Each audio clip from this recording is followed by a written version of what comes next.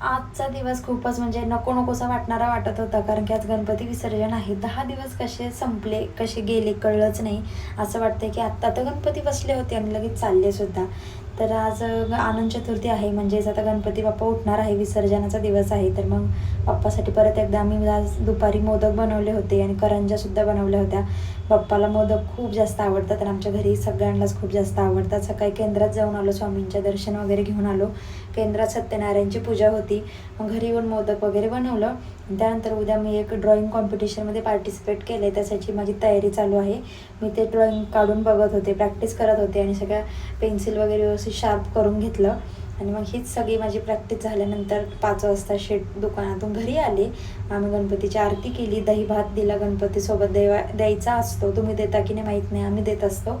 तर मग दही भात वगैरे दिलं गणपतीला, मोदकाचं नैवेद्य दाखवलं, आरती करून गणपती बाप्पाला म्हणजे आम्ही विसर्जन केलं.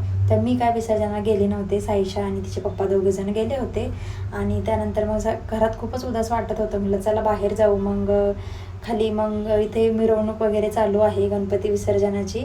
आणि अशा प्रकारे कालचा दिवस गेला आहे.